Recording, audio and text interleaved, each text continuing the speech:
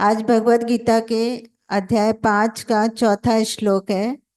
उपर्युक्त संन्यास और कर्म योग को मूर्ख लोग पृथक पृथक फल देने वाला कहते हैं, ना कि पंडित जन, क्योंकि दोनों में से एक में भी सम्यक प्रकार से स्थित पुरुष दोनों के फल रूप परमात्मा को प्राप्त होता है।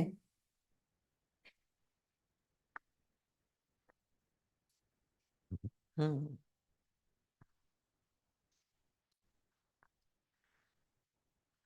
इसमें दो दो चल रहा है, क्योंकि कर्म संन्यास योग नाम ही है इसका अध्याय का। शास्त्र में बोले प्रयुक्त संन्यास और कर्म योग को मूर्ख लोग पृथक पृथक फल देने वाले हैं। अरे कृष्ण सब कुछ बोल देते हैं आपको।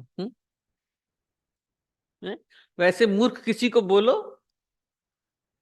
तो बड़ा खराब लगे।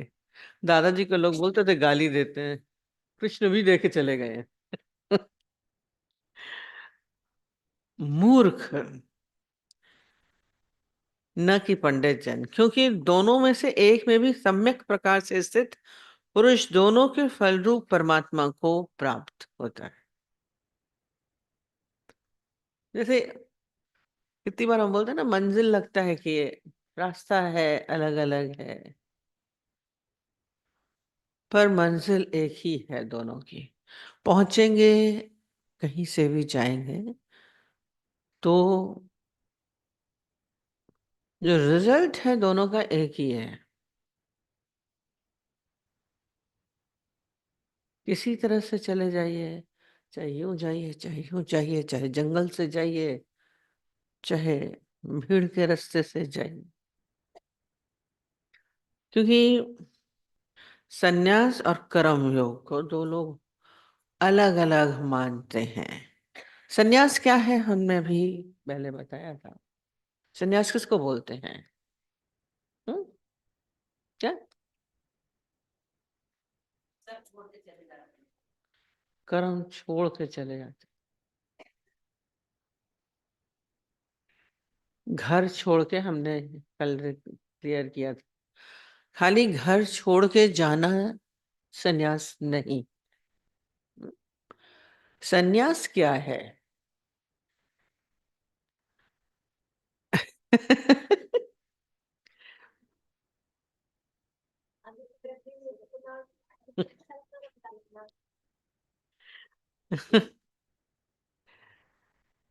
देखिए, कर्म तो मनुष्य करेगा, कर्म योगी है। और योग का अर्थ हमने क्या बताया था? जोड़ होता है योग, दो चीजों का जोड़। ज्ञान योग है, कर्म योग है। अब दो चीज है। सन्यास जो छोड़ने का बोल रहे हैं, या कर्मों को नहीं छोड़ना है। कर्मों को हम नहीं छोड़ेंगे कि हम कर्म छोड़ के चले गए, पर ये कौन कर रहा है, ये कौन कर रहा है, ये भीतर जानना है। जब हम अज्ञानता में होते हैं तो हम सारा समय कौन बोलते हैं? मैं कर रहा हूं। और फिर ये मैं कौन? ये मैं होता है ये शरीर, ये तन, ये कर रहा है। आप जो भी कर्म करते हैं बोलते हैं मैंने किया। और मैं भी किसको बोल रहे हैं? शरीर की मैं। सारा समय आप इसी में ही चलते रहते हैं, कभी इससे भिन्न नहीं होते। तो जो शरीर को मैं मान रहा है, अब यहां पे सन्यास किसका लेना है? इस शरीर से सन्यास लेना। छोड़ना किसको है? घर बार, पति पत्नी, बच्चे नहीं। इस शरीर को छोड़ना है, अलग करना। शरीर का जो आपके भीतर सारा समय है कि मैं कर रहा हूं ये, अब कौन कर रहा है? परमात्मा कर। ये भाव सारा समय हमारे अंदर बना रहे। शरीर में सामर्थ्य है कुछ करने की, बोल रहे मैं कर रहा हूं मैं। जब बिगड़ जाता है तो कहते हैं अरे भगवान तूने क्या किया, तब भगवान तूने क्या किया। और जब अच्छा हो जाता है तो मैंने किया। अच्छे चाहे बुरे दोनों में कौन कर रहा है, वो ही कर रहा है। तो क्या हो जाएगा, वो सन्यास हो जाएगा। ये सन्यास, इसीलिए दादाजी ने बोला घर छोड़ के नहीं जाना है। पूरा अभ्यास खाली इसी का ही सारा समय करना है। कर्म सन्यास हो जाता है। ये भाव हमारा सारा समय मैं कर रहा हूं मैं कर रहा हूं, और मैं भी शरीर ही मैं के साथ ही चलते हैं। अब सारा अभ्यास इस शरीर से विलग होने का है। और सांख्य भी क्या है, उधर क्या है, उसमें ये मानना है, वो जो सांख्य योगी क्या है, वो उस ब्रह्म को जानते हैं, परमात्मा। मैं वो परमात्मिक स्वरूप हूं, मैं ब्रह्म स्वरूप हूं, यही ज्ञान है, यही सांख्य है, और कुछ भी नहीं। घूम फिर के देखिए दोनों का एक ही अर्थ है। हम्म? जब आप ब्रह्म स्वरूप हैं, आप आत्मिक स्वरूप हैं, तो फिर इसका मतलब शरीर नहीं है। आइए, जो बोल रहे हैं मूड समझते हैं अलग, उसमें भी क्या होगा, आपने अपने को ब्रह्म माना, ये है ज्ञान। मैं परमात्मिक स्वरूप हूँ, मैं ब्रह्म स्वरूप हूँ, आत्मिक अहम आत्मा, वेदों में आता है। ये इसको जिसको ये जानकारी वो ज्ञानी बोलते हैं, सांख्य योग। और सन्यास में जब आपने तन का भाव हटा दिया तो फिर क्या बचा, फिर आप ब्रह्म ही तो है, फिर वो आत्मा ही है, परमात्मा ही है। इसलिए दोनों तरफ से घूम के शब्द भले सन्यास बोले या ज्ञान बोले, है एक ही। इसीलिए बोल रहे हैं जो अलग अलग मानते हैं, कृष्ण उनको क्या बोलते हैं, मूर्ख। शब्द कितना सटीक यूज कर देते हैं। सन्यास और कर्मयोग की मूर्ख लोग पृथक पृथक फल देने वाला कहते हैं। माने फल माने रिजल्ट एक ही है। आप पहले ब्रह्म मान लीजिए तो आप तन नहीं है, या इधर दूसरे में सन्यास में पहले तन मान रहे हैं, तन को छोड़िए तो फिर आप ब्रह्म में। खाली थोड़ा सा ही अंतर लिख रहा है, पर एक ही है, अलग नहीं। अभी थोड़ा बुद्धि में आपको कंफ्यूजन लगे, पर आप थोड़ा सा इसको अपने भीतर समझेंगे तो आप वास्तव में पंडित हो जाएंगे। फिर मूर्ख नहीं है, इस वक्त मूर्खता की तरह से देखिए मत। ये भीतर इसी को ही बोध बोलते हैं, इसी को ही समझ बोलते हैं, इसी को ही ज्ञान बोलते हैं, यही पांडित्य है। पंडित वो नहीं कि आपकी पूजा करा रहे हैं तो वो पंडित हैं, शादी करा रहे हैं तो पंडित हैं, अंतिम समय में क्रिया करा रहे हैं तो पंडित हैं, नहीं। पंडित वो है जो जानता है, जो जानता है। अब जानता अलग अलग तरीके से जान सकता। कोई भले हम लोगों के यहाँ देखिए वर्ण आश्रम बना दिया गया, पहला बनाया वर्ण आश्रम, उसमें भी सन्यास आता है, पहला ब्रह्मचर्य है। तो ये फिर गृहस्थ आश्रम है, फिर सन्यास आश्रम। सन्यास आश्रम, सन्यास आश्रम बोल दिया, पर उसमें भी नाश करना होता है। जो भी कर्म किए सब छोड़ दीजिए तो सन्यास।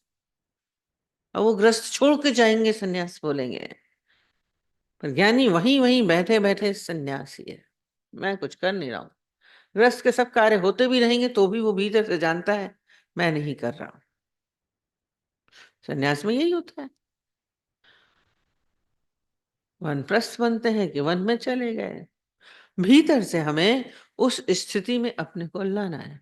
आश्रम बना दिए गए, अंततः हमें क्या लेना है, सन्यास लेना ही है। ब्रह्मचर्य से ग्रस्त में आए, ग्रस्त से फिर संन्यास में आना है। ज्ञानी पहले ही आ जाता है, ज्ञानी पहले ही आ जाता है। इतना बड़ा लंबा चक्कर क्यों कर रहे हैं? या उसने बोला था ना शादी कर ली, तो क्या पूछ रहे थे आप ये?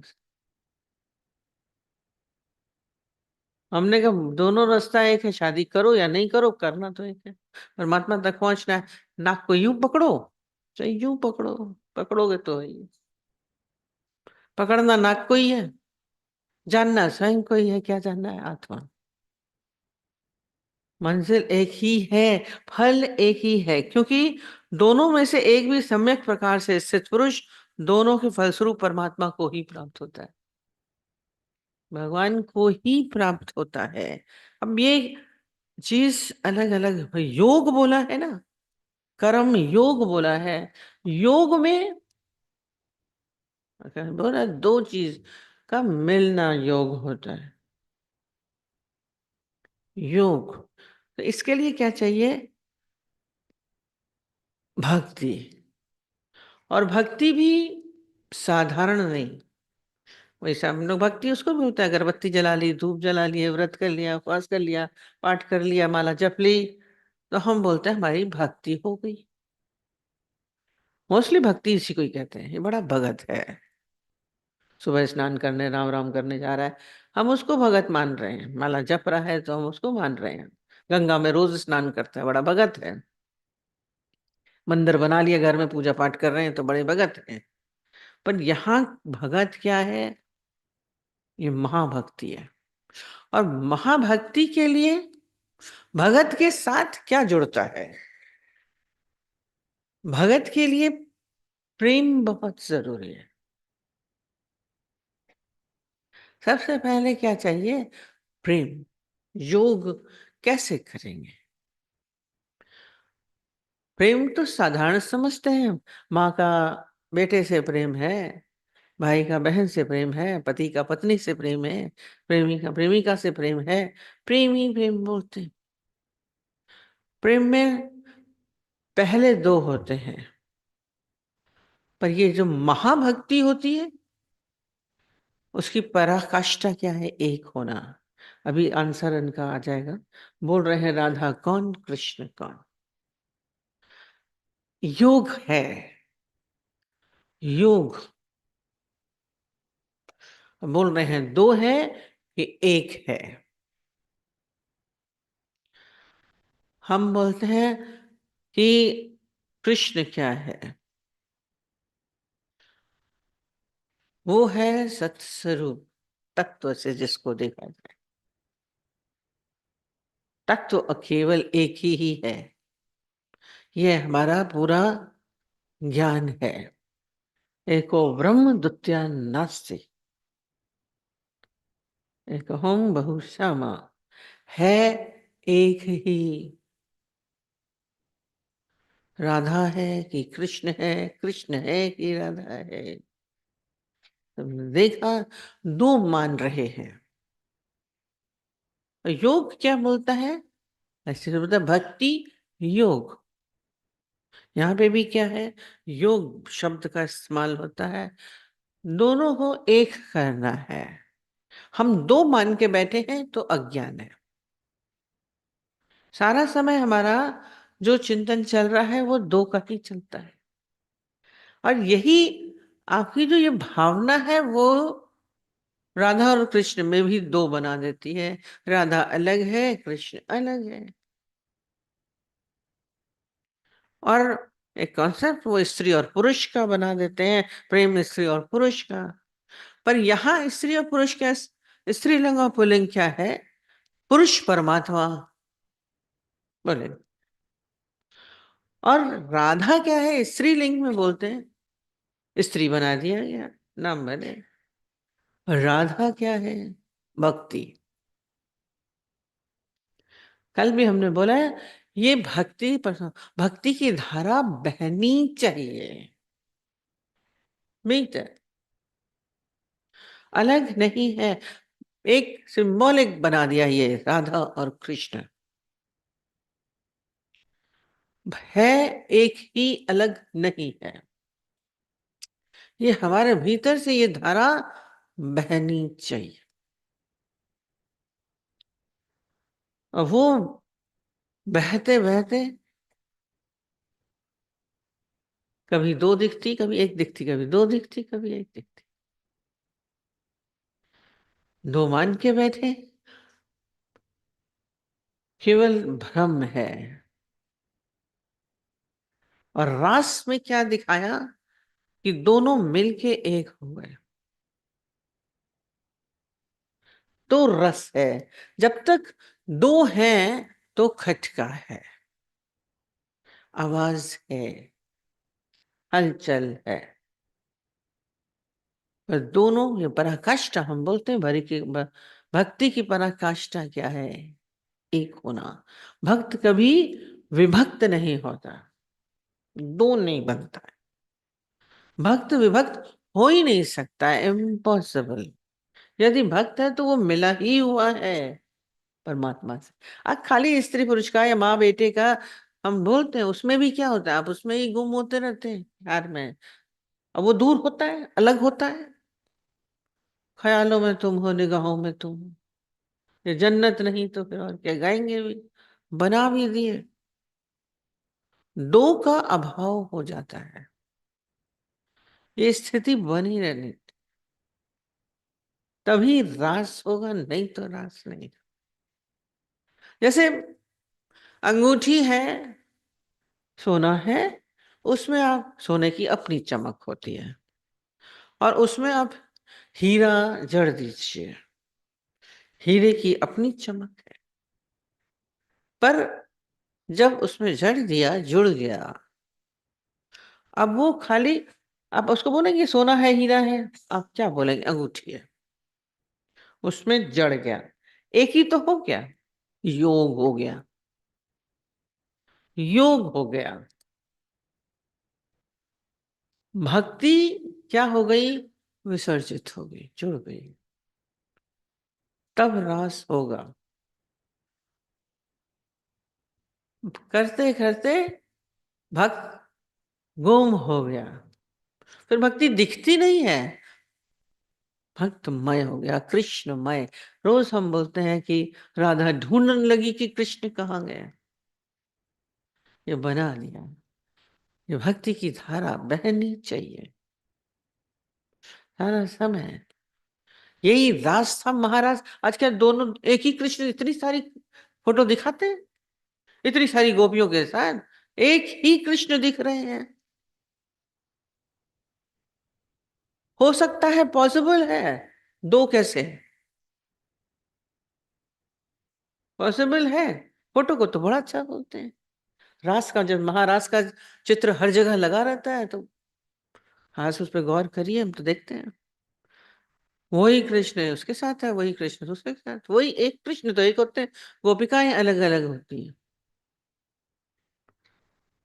पर इसमें क्या करना है?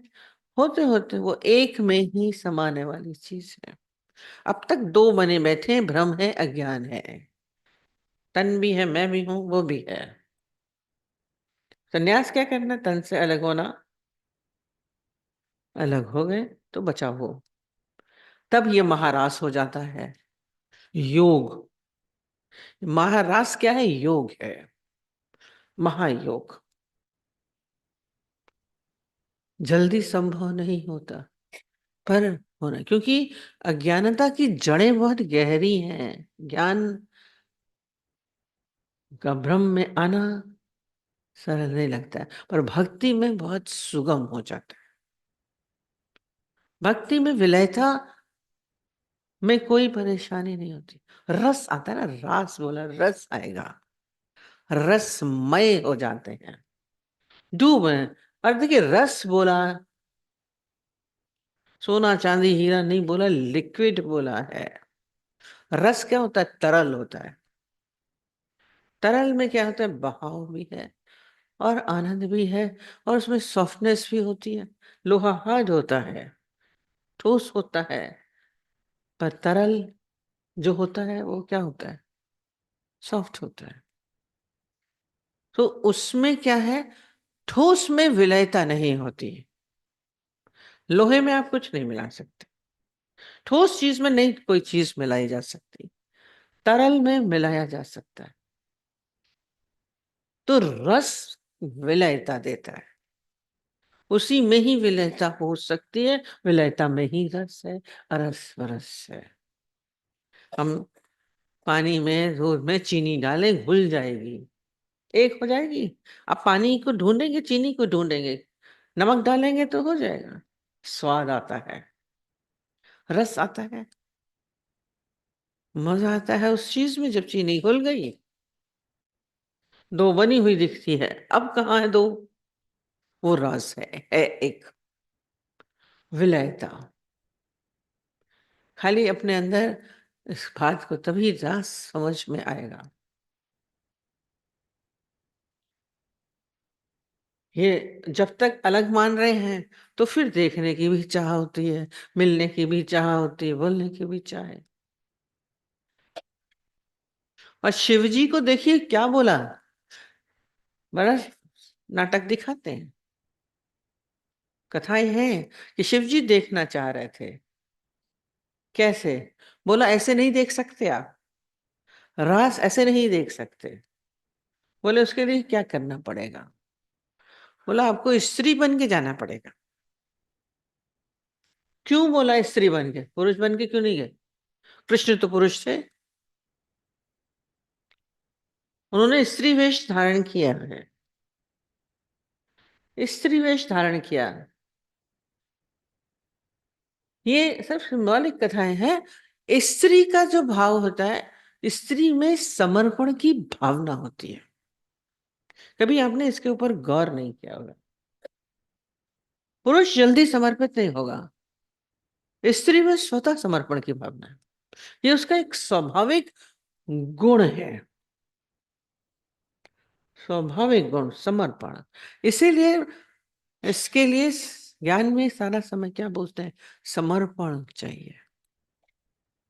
जब तक समर्पण नहीं होगा आपका, विलयता नहीं आएगी, डूबना पड़ता है। स्त्री, और राधा भी बोला वो भी स्त्री, जो समर्पित है माने अपने को क्या करेगा, उसमें मिला दिया।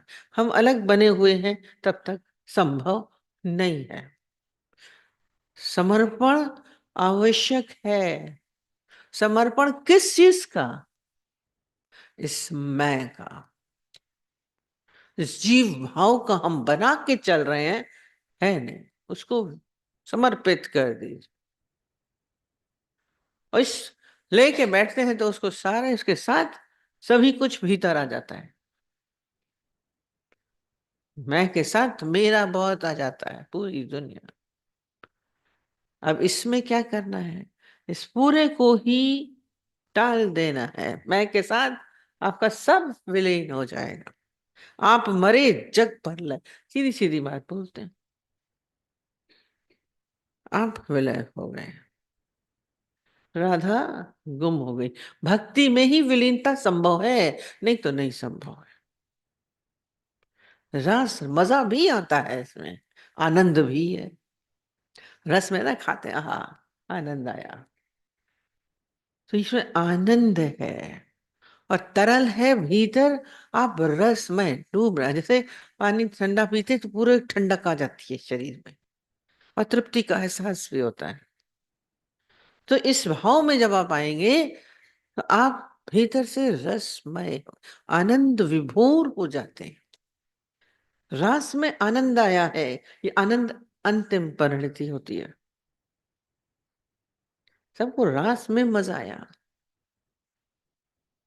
कार्तिक पूर्णिमा में दिखाया है रास कब हुआ था। कार्तिक पूर्णिमा में। कार्तिक पूर्णिमा क्या है? पूर्णमासी को क्यों चुना? जैसे चांद तो है, पर यदि बादल है उसमें तो बादलों में वो चांद छिपा रहता है, नहीं दिखता है। आप कोशिश करिए, चांद तो वही है पर दिखता नहीं है। तो ऐसे ही कहते हैं, ये अज्ञानता के बादल हमारे ऊपर हैं। तो हमारा जो स्वरूप है, हम परमात्मा एक स्वरूप है, हम वो ईश्वर स्वरूप हैं, वो हमें दिखता नहीं है। चमक तो उसी की है, साधारण नहीं है, ही है, अलग थोड़ी ना, आवरण है, और हटा तो गए। या और जैसे बोलते हैं, कभी आपने बादलों में देखा है कि चांद भी साथ ही साथ चलता दिखता है? बचपन में हम लोग बहुत देखते, देखो चांद चल रहा है, चांद चल रहा है, अब चांद चल रहा होता है, कभी आपको ख्याल नहीं आता चांद चल देगा? चलता कौन है? हम्म? चलता कौन है? हम चलते बात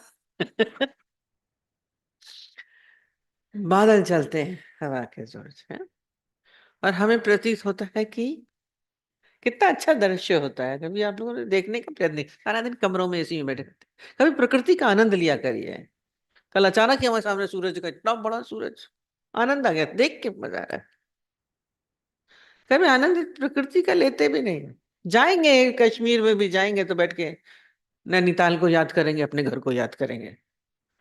घूमने जाएंगे, वर्ल्ड टूर करने जाएंगे, अपने ग्रस्त गृहस्थियों को ही घूमते रहते हैं। हम तो कहते हैं क्या फायदा होता है।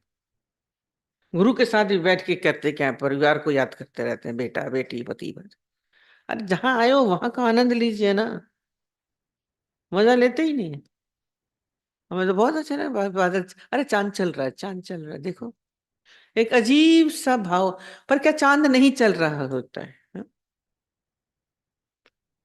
ऐसे ही ये क्या है, ये अज्ञानता के कारण चलता हुआ प्रतीत होता है, पर परमात्मा तो इससे, शरीर हम बोल रहे चल रहा है, बादल चल रहे हैं, पर अंदर जो परमात्मा है वो स्थिर है। आपका मन चलायमान है, आपका शरीर चलायमान, वो परमात्मा, वो ब्रह्म, वो स्थिर है, उसमें चुरपुर नहीं है, उसमें हलचल नहीं है कुछ भी। जोड़ दीजिए प्रकृति को अध्यात्म से, आनंद आएगा। हम उस स्थिर बिंदु को बोलते हैं। अगर किसी ने स्थिर बिंदु पकड़ लिया, वो ज्ञानी है। स्थिर बिंदु क्या है? दैट, और कुछ नहीं, बाकी सब चलायमान। जो चल रहा है वो अज्ञान है।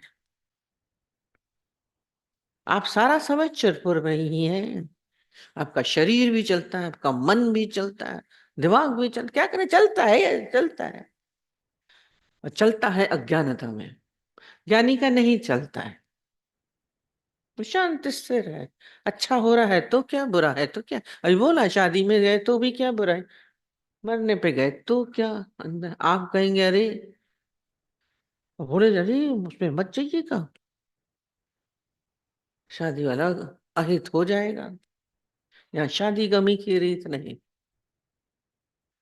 आपके अंदर भाव बदलते हैं। गमी में गए तो दूसरे हो गए, शादी में गए तो दूसरे हो गए, बीमार में गए तो दूसरे हो गए। हर शोक के बीच में चलते रहते, आपके चेहरे भी बदलते हैं, अंदर के भाव भी बदलते हैं। यानी अपनी स्थिति में है। बाहर से शोर हो रहा है, नृत्य हो रहा है, गाने हो रहे हैं, उसको क्या, भीतर की उस स्थिति, वो एक रस अवस्था, वो एक रस अवस्था है। मतलब ये भी शादी में जाते हैं, मैं नहीं गया, दादाजी को बोला आप आए बॉम्बे से यहाँ पे, बोले मैं नहीं आया। बोले आए दिख रहे हैं, बोले मैं नहीं आया। कौन आया कौन गया? बादल चले, बादल चले, मैं नहीं चला। जोड़ लीजिए इसके साथ, बड़ा आनंद की स्थिति है। चांद तो वही स्थिर है, मैं वो स्थिर रूप हूं। इस भाव को अपने भीतर स्थित होना, उसी भाव में वो आनंद की स्थिति है। वो रास हो जाएगा यहीं बैठे बैठे, आप कृष्णमय हो जाएंगे। वही परमात्मा तो एक ही है, तभी इतनी गोपियों को एक ही दिख रहा था। वो मेरे साथ है, अलग नहीं है। हम बोल रहे थे दो, ये अज्ञानता है तो दो है, रास हो गया तो एक हो गया। दो में बड़ा मजा आता है सबको, कृष्ण को भी दो बना के बैठे, हम राधा है, बड़ा आनंद। वो एक करने के लिए ही महारास था। उसको देखने पहुंचे शिव जी।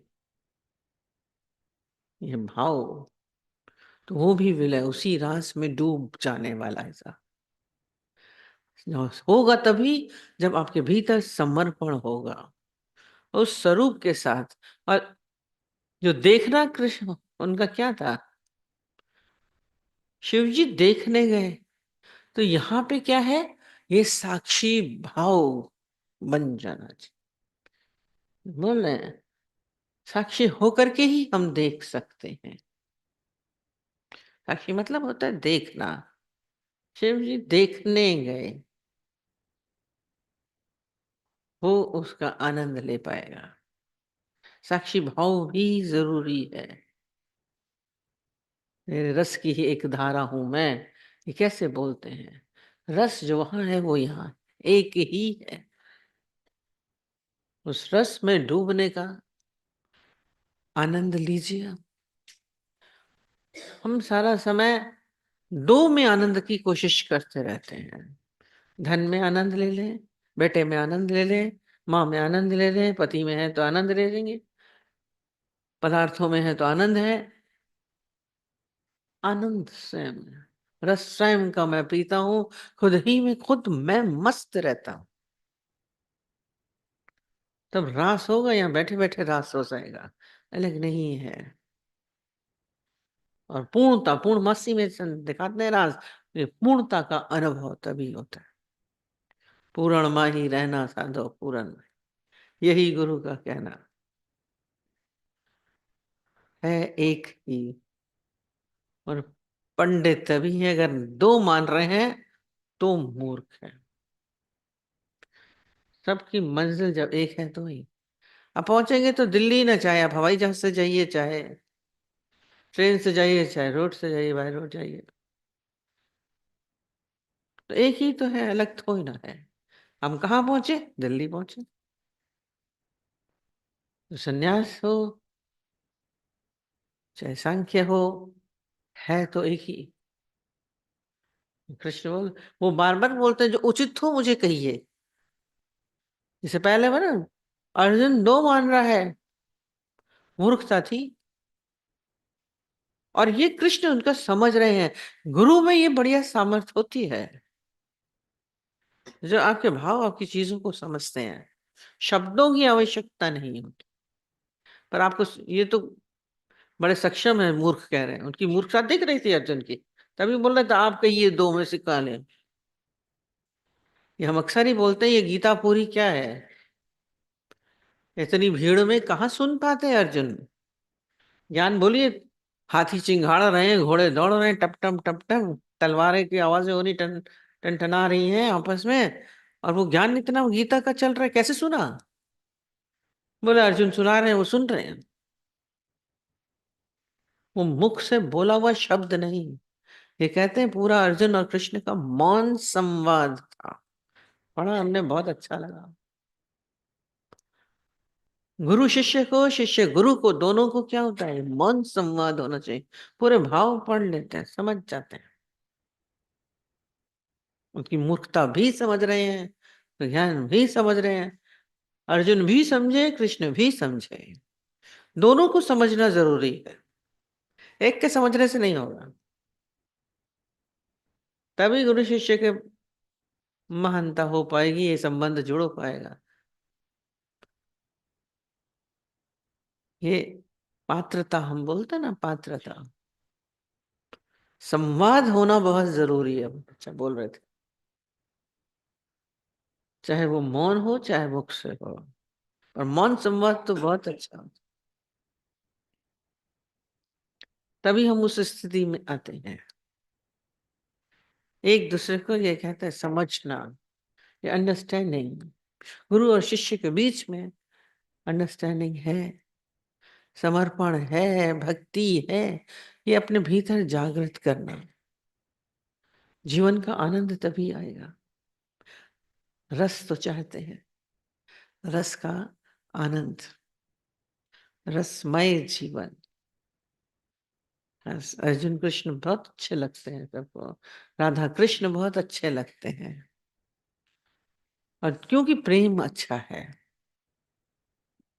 प्रेम का भाव बहुत अच्छा है, उस प्रेम में ही विलीनता हो सकती है। प्रेम तरल है, लिक्विड है। हम बोलते हैं लोहे को भी लोहा ठोस होता है, पर उसको जब कोई आकार देना होता है तो क्या करते हैं, पिघलाते हैं। तो देखा, लोहा इतना भारी, उतनी हीट दी जाती है जिसमें वो पिघलता है, और पिघल के फिर जो आकार देना होता है। तो हमारा अहंकार, जो मैं हूं, ये ठोस बना हुआ है, अलग एक अपना अस्तित्व बना के बैठता है। इस अस्तित्व को पिघलाइए, प्रेम की भट्टी में डालिए। तो ये डूबा उसमें तभी, जब प्रेम में डूबेगा, पिघल के तभी एक हो पाएगा। लोहे के टुकड़ों को डालिए तो नहीं पिघलता है। तो ये सन्यास क्या है? तन के भाव से हटाना। प्रेम हम लोग हरदम शारीरिक तल पर ही लेते हैं, ये इसको बहुत छोटा कर दिया, ये मोह हो गया, इच्छा हो गई, वासना हो गई। हम इससे ऊंचा प्रेम है, पर ये अलौकिकता है, बहुत गहराई है। एक होने की एक संभावना केवल प्रेम में ही होती है। हम रोज बोलते हैं खाली जहां प्रेम होता है वो एक होना चाहता है, हाथ मिला लो, गले मिला लो, कुछ भी मिलने की चाह होती है, वो एक होना है। अर्जुन कृष्ण और राधा का क्या बोलते हैं, प्रेम। उस प्रेम में वो क्या हो गए, एक हो गए, एक हो गए। देखिए कितना भाव था। जब राधा कृष्ण जब वो चले गए वापस, फिर मिले नहीं थे, पर अंतिम समय में हम अक्सर ये बताते हैं, जब अंतिम समय था उनका, जब उनको तीर लगा पैर में, तो जब महेलिया ने पूछा उससे कि कृष्ण से कि आप बताइए कि आपको लिए कुछ, किसी के लिए कोई संदेश है, कुछ कहना है? कहते और तो कुछ भी नहीं है, केवल है तो क्या है, राधा मेरा इंतजार कर रही है, उसको कह देना मैं नहीं रही, मैं नहीं रहा। दोनों ही नहीं रहे, और कहते हैं वहां वो जैसे ही सुना तो वो भी नहीं, दोनों गुम हो गए, राधा भी नहीं रही, खाली जब तक कृष्ण है तब तक है। पता था कि वो कहाँ है और वो क्या कर रही है, मेरा इंतजार। केवल उसी को ही संदेश दिया, संवाद हुआ तो उन्हीं के साथ। ये संवाद, मौन संवाद, भाव संवाद, सब भीतर की चीज है, बड़ी अलौकिक है। इस अलौकिकता में ही डूब रहा। अभी तक हम लोग सतही चल रहे हैं, बहुत गहरे ऊंचाइयों पे, बाहर समुद्र में, ऊपर कुछ भी नहीं होता है। जब गहराई में जाते हैं तो हीरे मोती मिलते हैं। इस शरीर के तल से थोड़ा ऊपर उठ जाइए। संन्यास बोलते हैं उठ जाना, छोड़ना कुछ नहीं है, जहां पे भी हम हैं। और बाहर से आप कितना भी एक होने की कोशिश करेंगे, संभव नहीं है, इम्पॉसिबल है। संभावना यही है कि हम मिले एक, पर कभी मिल पाते हैं? ना दिल मिल पाते हैं, ना मन मिल पाते हैं, ना शरीर मिल सकता है, इम्पॉसिबल। एक खाली एक परमात्मा में ही शक्ति है कि वो आपको विलय कर सकता है, सब में नहीं है। तो विलय होना है तो उसी में ही हो, ये एक हो जाओ, भक्ति की धारा बह जाए। ठीक है।